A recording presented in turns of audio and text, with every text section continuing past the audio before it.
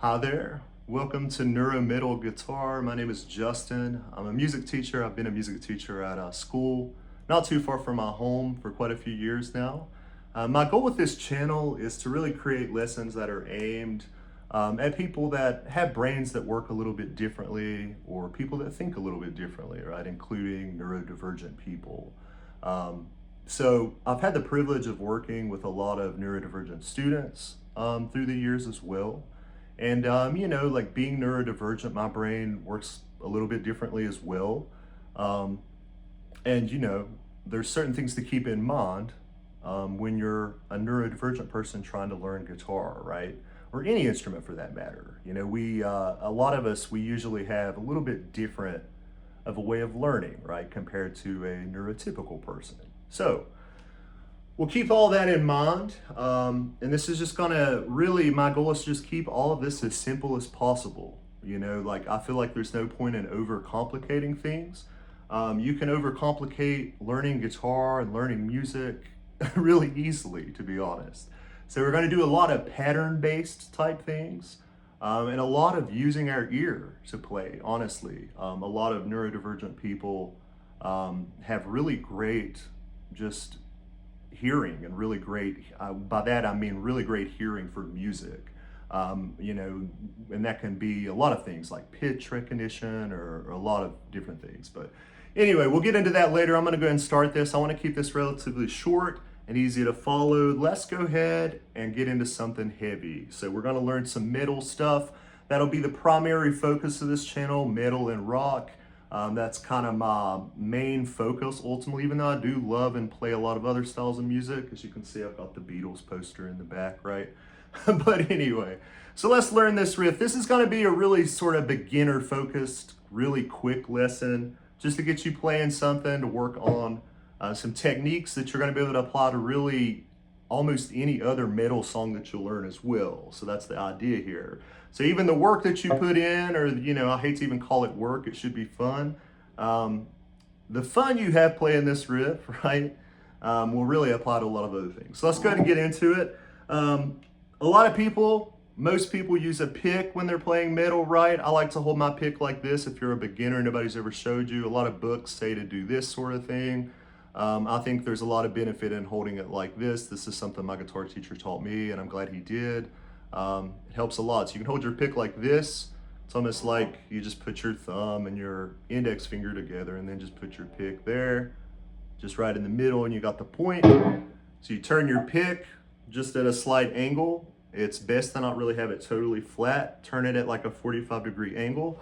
So I'm gonna show this a little closer. So this pick here, it's not flat. It's turned just up to a 45-degree angle. So there's this side just pointing up this way a bit, right? All right. So here's what we're gonna do. We're gonna fret an F note on string 6, first fret. Again, this is gonna be really beginner focused, really simple. We're gonna play this slow at first. So we're using alternate picking, as it's called. And just like the name implies, you're playing down with your pick on that string and then coming up. And you're playing that note 8 times. That's it. So there's different ways you could count this. You could just count to 8. 1, 2, 3, 4, 5, 6, 7, 8. You could think of it like 16th notes. 1 E and E, 2 E and E. So my recommendation would be for this riff is just think of it in like 16th notes. You don't have to worry about exactly what that means, or try not to at least. I know that's hard for me. If there's something I don't fully understand, we'll talk about that later. For now, I just want you to think about it in terms of how to count it while you play it. 1 E and E, 2 E and E, right? 1 E and E, 2 E and E. Right? So keep your finger right behind this fret for the best sound. You don't want to be on top of the fret because you can get fret buzz that way. You want to be right behind it for the best, clearest sound out of the note, right? Playing right on your fingertip. Use your thumb. If you don't know this, use your thumb in the back of the neck here to support, the pressure from your hand, essentially. Just to put it simple, right? So you don't want your thumb to just be hanging out here somewhere. That makes it harder to play. Have your thumb against the neck. Some people play with more of a classical sort of grip where it's in the middle of the neck back here. For this kind of thing, I usually have my thumb just sort of resting on top, but you can experiment and see what's most comfortable for you. You know, sometimes things that work best for me may not work ultimately best for you, and you have to experiment a little bit, you know, with your thumb position or something and see what works best for you with your hand size. But anyway, so after that, we're gonna go to our pinky finger. The pinky finger, just keep using it. I promise it gets stronger. It's kind of a pain at first because it's usually the weakest finger. The pinky finger, finger 4, is gonna go to the 4th fret to a G sharp now. And again, staying right behind the fret, the 4th fret here, 1, 2, 3, 4. So we're here. We're gonna play that 8 times as well. So 3E and D, 4E and D are your counts on that note. So you've got 1E and D, 2E and D, 3E and D, 4E and D. Just like so. And one thing that's important as well when you do this, make sure you're using small movements with your pick. Any kind of excess movement just makes it harder, especially when you go to play this riff faster with tremolo picking. So yeah, just keep that pick just barely moving, really. Just enough to play and hear the notes clearly. No excessive movement. And also, try to keep the arm anchored here on the guitar, right? This will make everything more stable. I even like to put my pinky down here to anchor it on the body of the guitar. Some people don't like that, and some people do really well with that. But I will tell you, at the very least, keep your arm anchored to the body of the guitar, this part of your arm. Don't have your arm kind of floating out here in space, as I always call it, you know, which just joking. But yeah, so you got your arm kind of hanging out here. Keep it against the body of the guitar. It's super important. So far you've got this. Right, if you were to do it fast. The next part of this is real simple. We're gonna play an E power chord, also known as an E5 chord. It's just an E and a B note. Again, we'll worry more about what exactly that means later if you don't know. Right now, I just want you to focus on playing and having fun with this and getting started, all right? So string 6 open E and string 5 2nd fret B. We're using our finger 1, our index finger again, right behind the 2nd fret, right, for the best sound, and that's string 5. String 5 is the 2nd thickest string here, right? So now we're gonna play this just like that. Just 8 down strums. And that's literally the whole riff.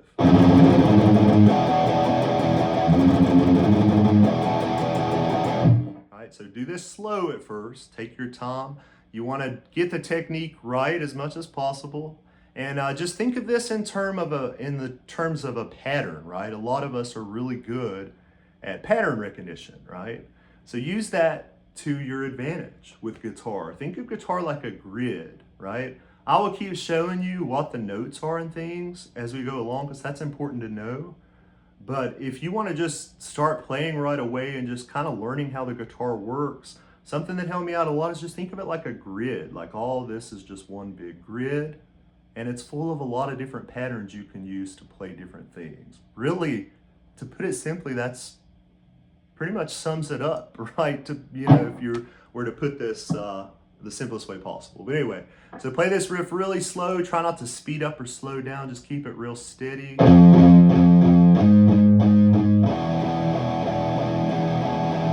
Right, so I'm using palm muting as well on these first 2 notes, the F and G sharp. You can play it first without it. Sorry.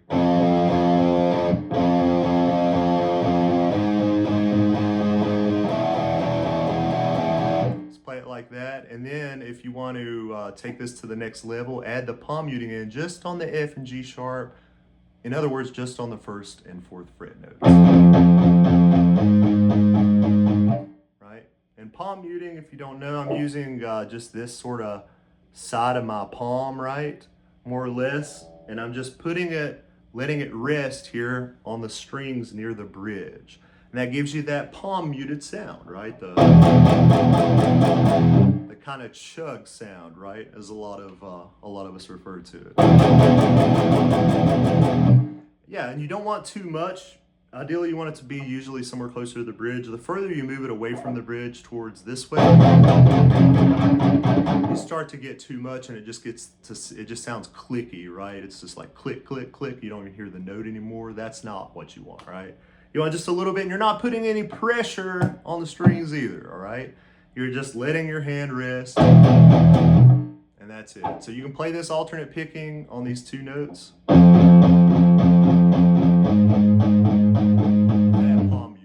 You just want essentially enough palm muting just to sort of tighten up the sound, if that makes sense. Instead of this, you get this. All right. So, yeah, play through this riff. There'll be more lessons to come. This is a good place to start if you're wanting to get into just playing middle. If you're a beginner or you kind of don't know where to start, this is a good place to start with this kind of almost sort of like death metal, thrash metal type riff in a way, right? So I know that there's a lot that I went over even in this short lesson, right? A lot of different sort of techniques I mentioned. Don't let it overwhelm you, right? Just take this, pick up your guitar, play this riff even for 2 minutes. Set a timer. This is something that helps me out a lot. Set a timer for even 2 minutes and just play through this. And then if you don't want to play anymore, just put the guitar down. If you know, chances are a lot of times you'll probably want to keep going longer, right? But starting is a big part of the issue for us anyway, right? Just getting started, with the whole executive function challenges and everything. So, yeah, if you need to, give yourself some sort of reward to get started.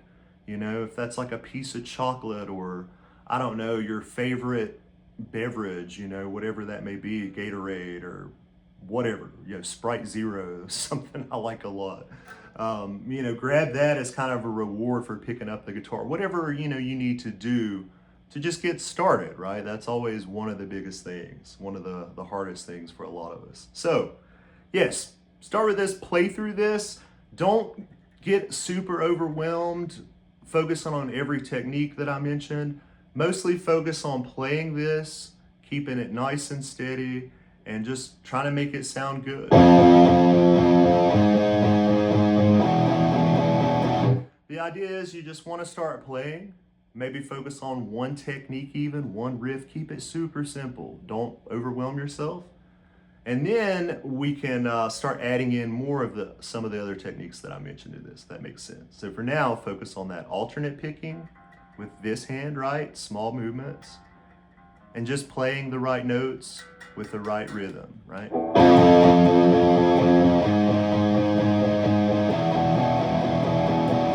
And essentially, you're just playing each one of these, including the E power chord at the end, 8 times, right? Down, up, down, up, down, up, down, up, down, up, down, up, down, up, down, up, down, down, down, down, down, down, down, down, right? We're playing downs on string 6 and string 5 there. Not playing any of the other strings, just a reminder. All right. So thank you for coming here. If you've made it this far in the lesson, thank you for hanging in here with me. This is kind of an intro lesson and just a short lesson video as well.